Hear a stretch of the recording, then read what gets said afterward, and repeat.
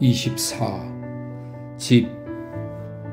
듣기는 한낮을 들어앉는 동안에 머리가 지끈지끈하는 것은 고사하고 어쩐지 집안에 무슨 이상한 공기가 떠도는 것 같은 감촉을 얻었다. 모든 사람의 얼굴에 나타난 불완전한 기분과 서로 속을 엿보리는 듯한 시기와 의욕과 모색의 빛이 듣기에게까지 전염되어 오는 것을 부지중에 깨달았다. 언제까지라도 서로 마음 놓고 깔깔 웃는다거나 얼굴을 제대로 가지고 숨피언이 말 한마디라도 하는 사람들은 아니지만 이번에 와서는 더욱이 거친 저기압이 집안의 어느 구석을 들여다보아도 자욱하다. 그것이 무슨 까닭인지 어디에 원인이 있는지 듣기는 알 수가 없다.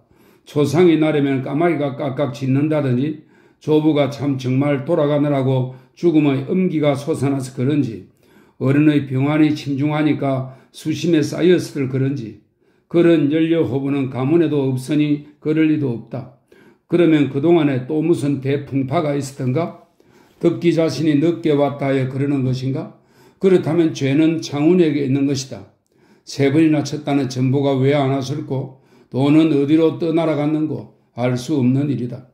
아내의 말을 들으면 안방으로 사랑으로 밤낮 몰려서 틈틈이 수군거리는 것들이 무엇인지 그 중간에 무슨 요변 무슨 동티가 있을 법하다는 것도 아주 터무니없는 말은 아닐 것 같다. 이 음산한 공기가 모두 안방에서만 흘러나오는 것이 아니라 사랑이고 뒷겨치고 그 몇 연놈들의 몸뚱이가 슬쩍하는 데서만 풍겨 나오는 것일지도 모를 것 같다. 웬일일꼬? 돈 때문에?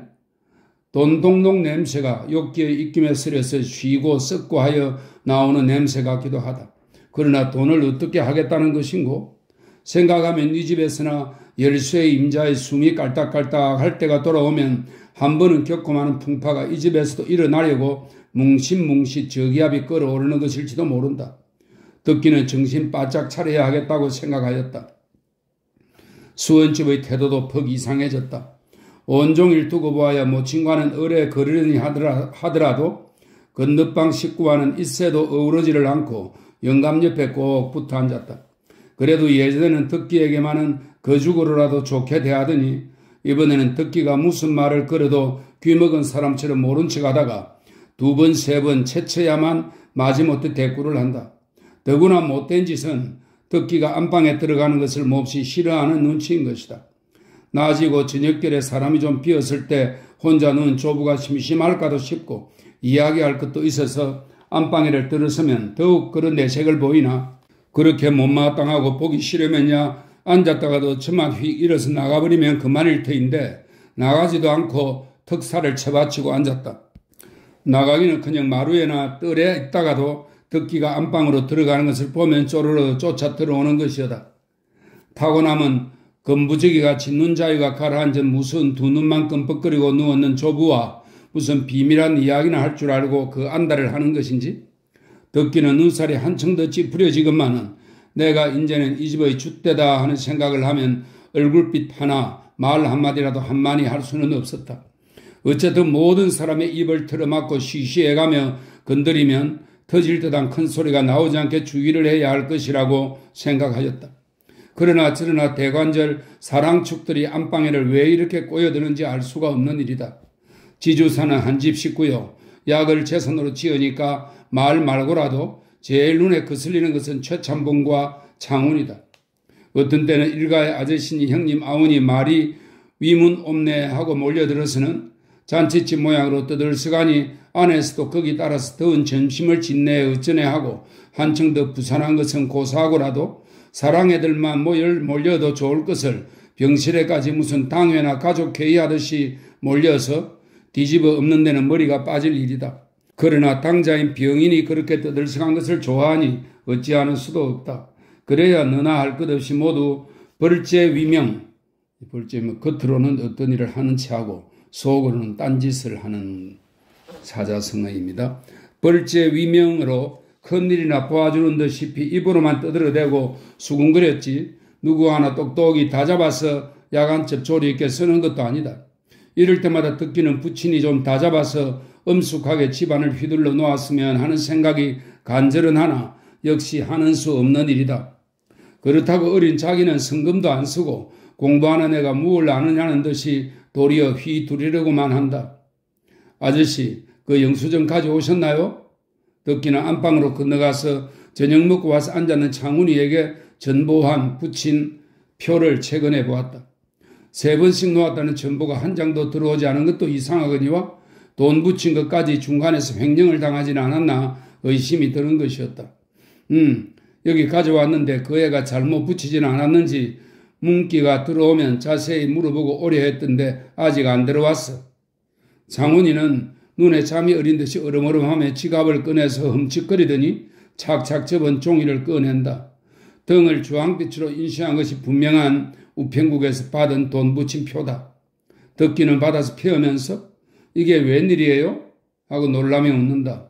왜 그러니? 이건 바로 돈표가 아닙니까? 이것을 보내야 돈을 찾아 쓰는 게 아닙니까? 응? 그럼 영수증하고 바꾸어 보냈단 말이야? 그렇지요. 그건 그렇고 전부안으로 보냈다면서 이것은 통상위체가 아닙니까? 무엇? 통상위체?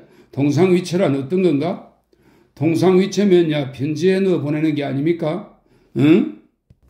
하고 장훈이는 금시초문이 난 듯이 눈이 둥그레지다가 온 자식도 빙축 맞은 못생긴 자식도 다 보겠군 하며 아들을 혼자 나무란다. 이리 나오. 조부는 눈을 감고 누워서 3종 숙질간의 수작을 듣다가 눈을 뜨고 손을 내밀어 돈표를 받아들고 그 왜 애구 얼빠진 그 애를 애구 시켰더라 말인가? 애구 그 애는 그렇다 하기로 애구 자네도 이때껏 그런 분간이 없다 말인가? 하며 당지를 나무란다. 할아버지 돈은 여기 표가 있으니 염려 마시고 어서 주무세요. 숨이 더 차신가 배운데? 덕기는 조보의 앓는 소리가 듣기에 애석하였다. 그러니까 돈하고 너에게서 온 편지 겉봉을 안동해주고 전보환을 붙이라 했더니 이런 말은 까먹고 아무거나 돈 표면 되는 줄 알고 받아서 그거나마 영수증 쪽을 찢어서 봉투에다가 넣어 붙인 게로구나. 장훈이는 변명삼아 이런 소리를 하고 어처구니 없는 듯이 웃는다. 영감은 몸이 덜 아프면 좀 더 목청을 돋아서 따졌을 것이나 오늘은 저녁 때부터 점점 더 기함이 되어가는지 다시는 말이 없이 돈표를 덕기 앞으로 던지고 다시 눈을 감아버린다.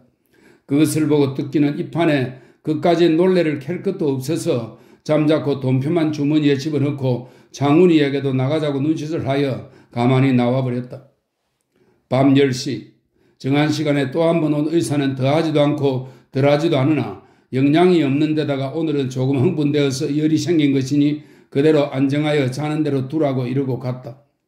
이튿날 아침에는 문기가 와서 안방에 근성으로 잠깐 다녀오더니 건너방에서 내다보는 덕기를 보고 아버지께 들으니까 무엇 돈을 잘못 붙였다고? 난 그런 게 처음이라 무언지를 알겠던가? 일본 놈이 반식반식하는 소리로 뭐라고 하기에 그렇다고 고개만 끄덕거렸더니 돈표를 해주기에 어쩔까 하다가 급하기는 하고 어떻게 붙일지는 몰라서 우편국에서 봉투를 사다가 넣어서 등기로 붙였네 그려? 여기 이렇게 등기 붙인 표가 있지 않은가? 하며 서류 붙인 쪽지를 내어주고 열없는 듯이 웃는다. 상관 있어. 이왕지사 그렇게 된 것을. 하며 듣기도 좋은 낯으로 웃어버렸다. 어쨌든 돈을 잃어버리지 않았으니 하마터면 내가 공경에 빠질 뻔한 걸 불행 중 다행하여. 문기는 이런 소리를 하고 훌쩍 가버리는 양이 자기 부친에게 무엇라고 듣고 변명 삼아온 눈치다. 그러나 아무리 시골 성장이기로 그런 반편일 수가 있을까? 더구나 돈 동록에 눈이 새빨개진 창훈이 아저씨까지 그렇게도 환전 붙이는 묘리에 어두울까 하는 생각을 하면 암만 해도 고지 떨리지 않았다. 너 아범은 내가 어서 죽었으면 시원할 것이다. 너도 못 오게 하느라고 저희끼리 짜고 전보까지 세해에서 못 치게 한 게 아니냐? 조부가 이런 소리를 할 때 듣기는 그럴 리가 있겠습니까? 고 하기는 하였지만 듣기도 의아는 하였다. 부친이 설마 그렇게까지 하랴 싶으나 장훈 아저씨라든지 최참봉이 부친에게 되돌아 붙어서 무슨 일을 하는 것인지 그도 모를 일이라고 의심이 난다. 그러나 아무래도 수원집과 부친이 악수를 할 리는 없고 장훈이와 부친의 세가 금세로 불렸을 리도 없으니 10중 8구는 수원집이 중심이 되어서 무슨 농간이 있을 것이라고 생각된다. 제 아무리 그래야 밥이나 안 굶게 해주지 그 외에는 막무가내한다. 조부는 이런 소리도 하였다. 왜 그런 말씀을 하셔요? 그까지 재산이 무엇입니까? 그런 걱정은 모두 병환 중이시니까 신경이 필요하셔서 안 하실 걱정을 하십니다. 얼마 있으면 꼭 일어나십니다. 듣기는 조부를 안위시키려고 애썼다. 너희 말대로 되었으면 작게나 좋으랴만 다시 일어난데도 나는 폐인이나 다름없을 것이다. 어쨌든 이 금고 열쇠를 맡아라. 어떤 놈이 뭐라고 하든지 소용없다. 이 열쇠 하나를 너에게 맡기려고 그렇게 급히 부른 것이다. 이것만 맡겨놓으면 이제는 나도 마음 놓고 눈을 감겠다. 그러나 내가 죽기까지는 너희 마음대로 한마디 열어보아서는 안 된다. 금고 속에는 너희 도장까지 있다마는 내가 눈을 감기 전에는 너희 도장이라도 너희 손으로 써서는 안 된다. 이 열쇠를 맡아 두었다가 내가 천행으로 일어나면 그대로 내게 다오. 조부는 수원집까지 내보내놓고 머리맡의 조그만 송금고를 열라고 하여 열쇠 꾸러미를 꺼내 맡기고 이렇게 일러놓았다. 아직 제가 맡을 것이 있습니까? 저는 할아버지 병환만 웬만하시면 곧 다시 갈 텐데요. 그리고 아범을 제쳐놓고 제가 어떻게 맡겠습니까? 듣기로서는 도리로 보아도 그렇지만 공부를 집어치우고 살림꾼으로 들어앉을 수도 없는 일이었다. 다시 간다고? 못 간다. 내가 살아난데도 다시는 못 간다. 잔소리 말고 나 하라는 대로 할 뿐이다. 하고 조부는 절대 엄명이었다. 하던 공부를 그만둘 수야 있습니까? 불과 한 달이면 졸업인데요. 공부가 중하냐? 집안일이 중하냐? 그것도 너가 없어도 상관없는 일이면 모르겠지만 나만 눈 감으면 이 집 속이 어떻게 될지 너도 아무리 어린애다만 생각해봐라. 졸업이고 무엇이고 다 단념하고 그 열쇠를 맡아야 한다. 그 열쇠 하나에 너희 평생의 운명이 달렸고 이 집 가운이 달렸다. 너는 열쇠를 붙들고 사당을 지켜야 한다.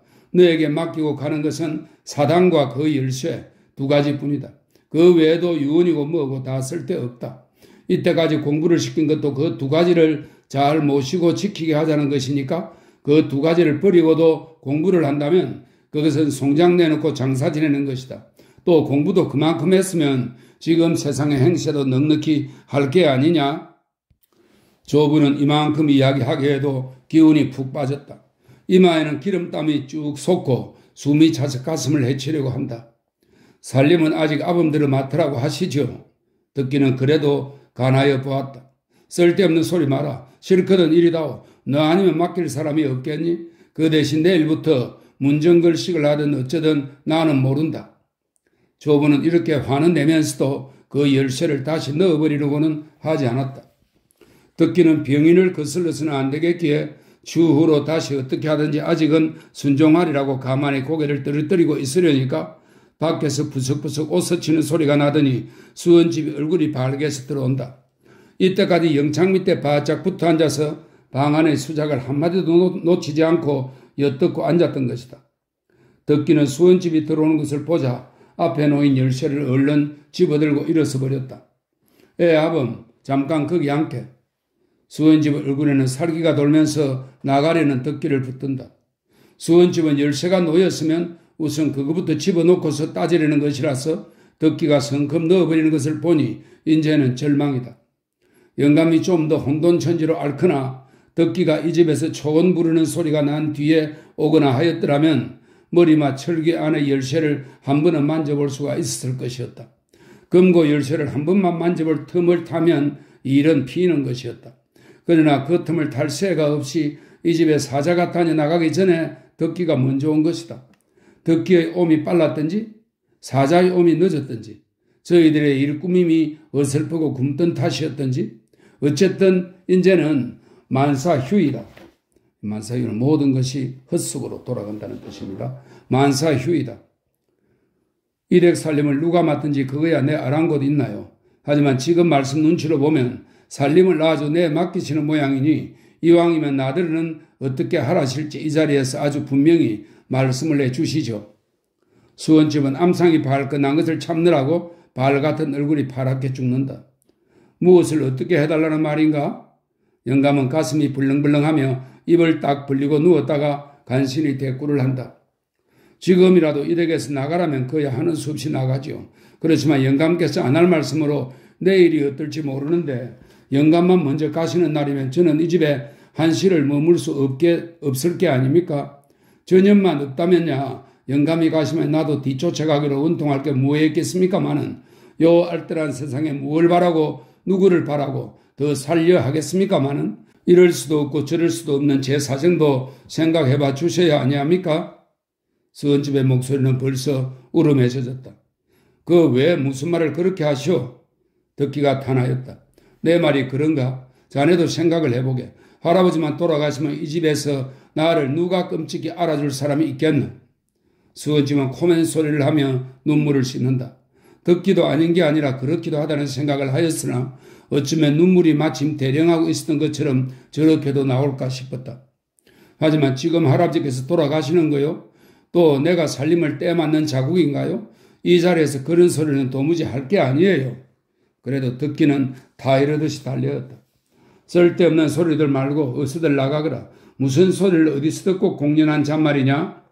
영감은 기운도 없거니와 수원집의 말을 듣고 보니 측은한 생각이 들어서 눈을 감고 듣기만 하다가 한마디 순탄히 나무란다. 이렇게 말씀하면 엿들은 것 같습니다만 지금 듣기에게 모두 살림을 내맡기시지 않으셨습니까? 그러면 듣기 듣는 데라도 제 일까지는 분명히 말씀해 두셔야 하지 않습니까? 실상은 집안 사람을 다 모아놓고 일러 두셔야 할 게 아닙니까? 글쎄, 딱한 소리도 퍽 하시오. 지금 할아버지께서 돌아가시니 걱정이시오? 또 설사 할아버지께서 듣기는 돌아간다는 말을 입 밖에 내기가 싫어서 멈칫하다가 다시 말을 돌린다. 할아버지께서는 늘 어련하실 게 아니오. 내나 아버지라도 무엇으로 생각하든지 조금치라도 부족하게 할 리가 없지 않소. 사람을 지내보았으면 아실 게 아니겠소? 듣기는 조용조용히 일렀다. 내가 무슨 욕기가 나서 이런 소리를 하면 이 자리에서 벼락이라도 맞고 우리 어머니 뱃속에서 아니 나왔네. 다만 이것 하나. 발치에서 자는 딸년을 눈으로 또 가리킨다. 이것 하나 때문에 앞일을 생각하면 캄캄하니까 그러는 게 아닌가? 영감은 깜빡하고 쓰러져 들어가던 홍곤한 잠에서 깬 듯이 몸을 틀며 눈을 번쩍 뜨더니 푹 꺼진 그 무서운 눈으로 휘휘 돌려다 보고 나서 그저 잔소리냐? 떠들지 마라. 어서들 가거라. 맥없는 소리를 잠꼬대같이 하고 또다시 눈을 스르르 감다가 세 번째 눈을 번쩍 뜨며 안간힘을 쓰며 말을 잇는다. 염려들 마라. 내가 내 생전에 이런 꼴을 볼까 보아 다 마련해 놓았다. 옷 마르듯이 다 공평히 나누어 놓았다. 누가 뭐라든지 소용없다. 우리 아버지께서 살아오시도 할 수 없다. 치수에 맞춰서 말라놓은 옷감을 누가 느리고 줄일 수 있겠니? 내 앞에서 다시 그 댄말을 꺼내면 내 손으로 불질러버리고 죽는다. 영감의 입에서는 긴 한숨이 흘러나왔다. 듣기가 나온 뒤에도 안방에서는 수원집에 헉헉 느끼며 종알종알하는 성난 말소리가 어느 때까지 그치지 않았다. 제 말 맞다나 이따 어떨지 내일 어떨지 모르는 등신만 남은 영감을 조르는 것이리라. 조르는 것이 아니라 볶는 것이다. 제 생각에는 한 반이나 내어주었으면 좋을 듯 싶을 터이나 이 반은 또 어떤 놈에게 올려버리는 것일꼬? 첩이나 뽐마누라가 오장은 같을 것이건만 늙었든 젊었든 정이야 있든 없든 남편이라 이름진 사람이 숨을 모는 그 자리에서까지 빚쟁이보다 더하고 물건 흥정보다 더하게 조르다니. 그야 자식이 못되면 운명하는 아비를 내던져주고 형제끼리도 개글거리며 싸우는 세상이지만 듣기는 다시 건너가서 수원집을 몰아대고 싶은 것을 참고 뒷일을 아내에게 일러놓고 훌쩍 밖으로 나와버렸다. 돌아오는 이틀 만에 처음으로 문 밖에 나서는 것이다. 어두운 지는 올해나 아직도 초저녁이다. 음력 섣달 금음이 내일 모레라서 그런지 그래도 이 동리는 부촌이라 이 집 저 집에서 떡치는 소리가 들리고 거리가 질번질번한 것 같다. 이 질번질번하는 겉으로 보기에 살림이 모자람 없이 넉넉하고 윤택하다 이런 뜻입니다. 질번질번한 것 같다. 떡도 안 치고 서리란 잊어버린 듯이 쓸쓸한 집안에 있다가 나오니 딴 세상 같다. 듣기는 전차에 올라탔다. 오는 길로 병화에게 엽서라도 띄울까 하다가 분잡통에 와도 변변히 놀고 이야기할 경황이 없을 것 같아 틈나면 가보지 하고 그대로 두었다. 지금도 쇠문 밖으로 갈까? 경애를 찾아서 밖으로 갈까 망설이면서 그대로 전차에 올라타는 것이다. 전차가 조선행 앞을 오니 경성 우체국이 차창 밖으로 내어다 보인다.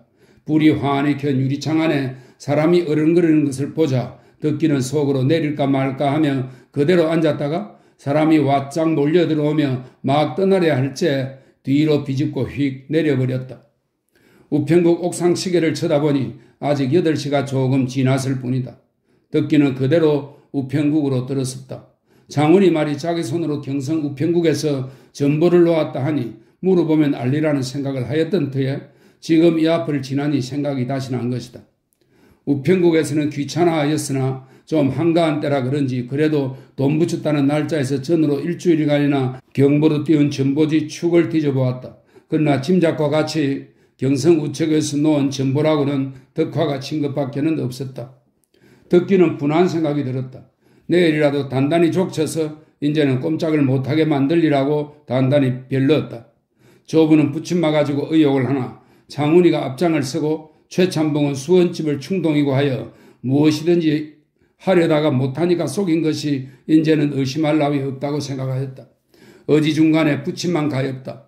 조부가 그대로 돌아가면 조부는 영원히 부친을 오해한 대로 돌아갈 것이요. 부친은 아무 영문도 모르고 이 집안의 객식구들처럼 배도는 양을 생각하면 더 딱하다. 하여간에 시험을 못 보게 되더라도 잘 왔기나 왔고 수원집이나 부친에게 얼마씩 떼어놓았는지는 모르겠지만 조부의 처사도 옳다고 생각하였다. 부친에게 전부 상속을 안 하는 것은 자기로서는 좀 안 되었으나 요즘의 부친 같아서는 역시 자기가 맡아놓고 부친이 돈에 군색지 않게만 하여 드리는 편이 부친의 신상을 위하여서나 집안을 위하여 도리어 다행이라고 생각하는 것이다. 듣기는 병화를 찾아서 세문 밖까지 나가기는 좀 늦고 집에도 10시에 의사가 오기 전에 되어서 들어가야 하겠기에 거기는 단념하고 잠깐 경혜에게나 들러보려고 본전통으로 들었었다. 밖것에는 경혜는 없고 전에 보지 못하던 미인이 하나 늘었다. 얼른 보기에도 일본 여자 같다. 주부는 반색을 하며 데리고서 자기 방으로 끌고 들어갔다. 아이상이요? 요새 좀 남봉이 났지만 이제 오겠지요. 주부는 이렇게 웃으면서 정답게 군다. 듣기는 너무 그런데 도리어 얼떨떨하였지만은 오정자의 소식을 알아 기별해주고 한 일이 있어 그러려니 하였다. 주부의 말을 들으면 경혜는 요새 이 집에 정같이 육장 붙어있지도 않고 놀러다니는 눈치다. 병화도 가끔은 오나 그리 자주 오지는 않는다 한다. 어쨌든 경혜도 기다릴 겸하여 잠깐 불을 쬐며 오정자 이야기를 하여 들려주기도 하고 오정자의 내력도 듣고 앉았으려니까 경혜가 소리를 치며 들어온다. 이거 누구라고? 언제 왔어? 경혜는 반가이 인사는 하였으나 속으로는 그리 반가운 것도 아니었다. 듣기가 가까이 있다고 병화의 일에 생이질을 한 것도 아니요. 또 병화에게 마음이 쏠렸기로 둘의 행동을 감시한다거나 방망이를 놓을 것은 아니겠지만 그래도 전번과 달라서 상훈이가 뒤를 쫓게 된 오늘날에는 듣기마저 한 축에 어울리게 된다는 것이 이 편에나 저 편에나 성가신 일이다. 할아버지께서 그렇게 위중하셔?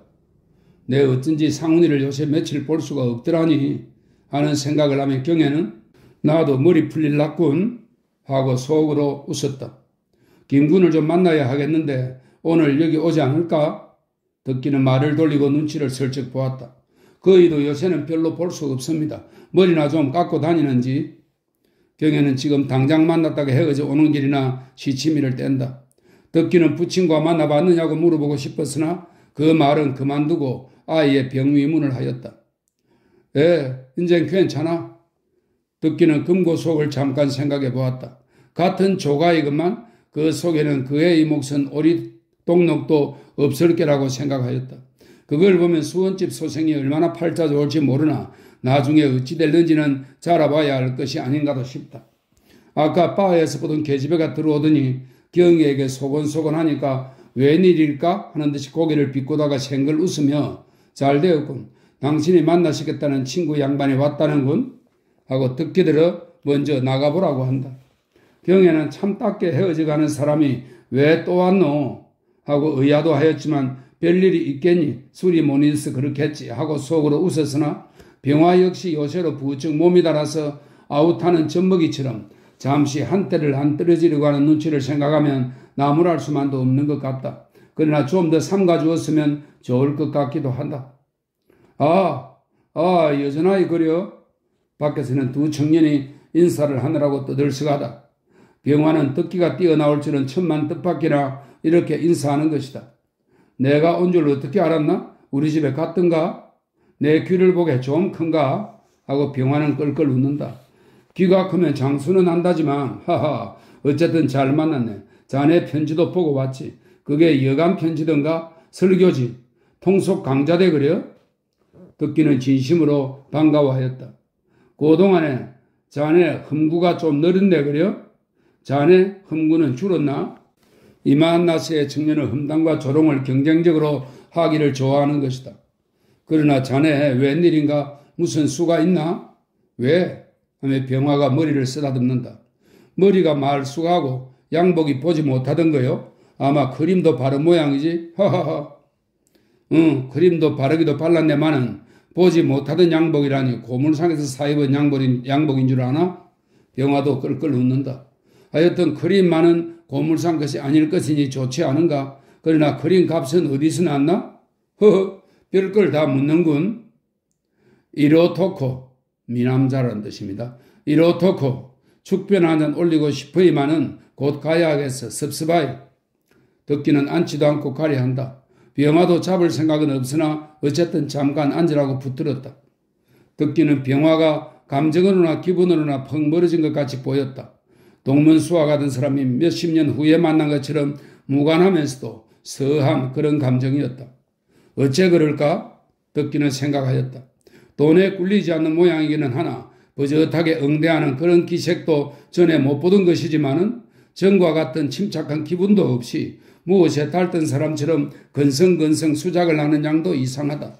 궁하던 사람이 금시로 피이면 기죽을 피우는 바람에 너무 지나쳐서 있는 사람보다도 주자를 빼는 수도 없지 않은 수도 있지만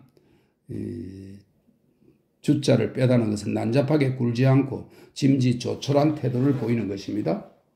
주자를 빼는 수도 없지 않지만 그 돈이 어디서 나온 것일까?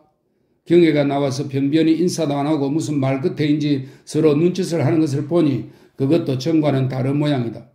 그러고 보면 달던 기분은 연애를 하느라고 그렇다거나 하려니와 돈도 경애에게서 나온 것인가? 듣기는 모든 것을 경애와의 연애에 밀어붙이려 하였다. 그러나 사실 그렇다면 듣기의 처지는 대단히 우스웠다. 경도에 앉아서 편지로 실없는 말로 들을 때와 달라서 이렇게 둘의 새가 좋은 꼴을 면대해 놓고 보니 속이 너글너글하기도 하고 창피스럽기도 하다. 저희끼리 좋아하면 했지 내야 어쩌는 수 있나 하는 생각이나 부친을 생각하면 더구나 딸아이를 생각하면 이 현상을 무엇라고 해석하면 좋을지 몰랐다. 어쨌든 자기로서는 눈 감아버리고 영영 모르는 척하는 것이 상책이요.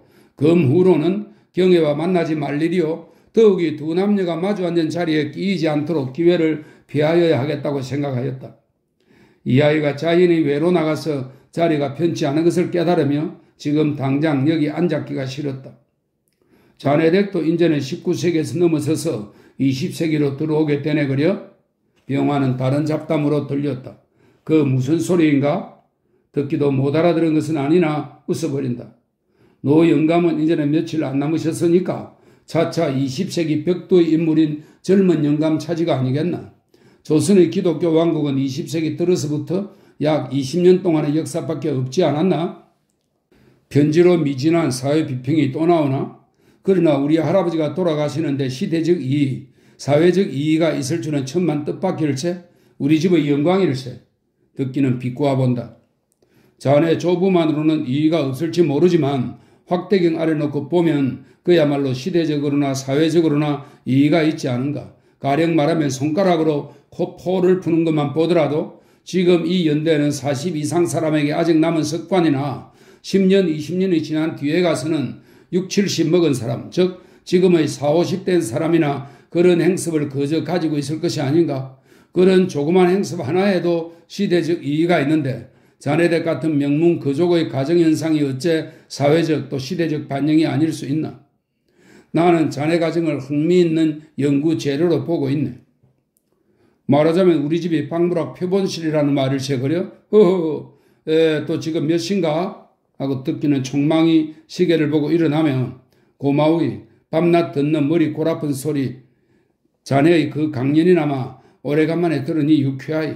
그러면 자 언제 또 만날까? 하고 듣기는 가려고 서성댄다.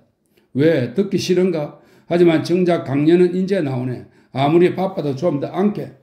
병화는 이죽이죽하며 더 붙들려 한다. 아니 난 가보아야 하겠네. 의사가 올 테니까. 자네의 지극한 효성으로는 그렇겠지만 별 수 있나? 며칠 못 가서 지극히 변하여 망극이 될 것을 하루 이틀 더 끌면 무엇하나?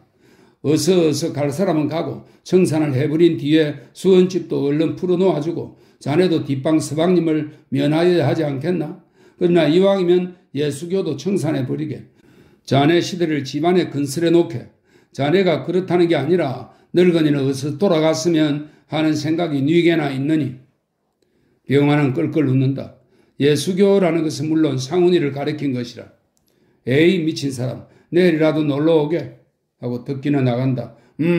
텀 있으면 가지. 병화의 대답이 탐탁지 않았다. 정 같으면 몇 시에 온다든지 꼭 기다려 달라든지 하며 긴하게 대답이 나올 텐데 이제는 잔돈에 꿀리지 않아서 그런가 하는 생각을 하며 듣기는 조그만 불쾌와 함께 혼자 냉소를 하였다.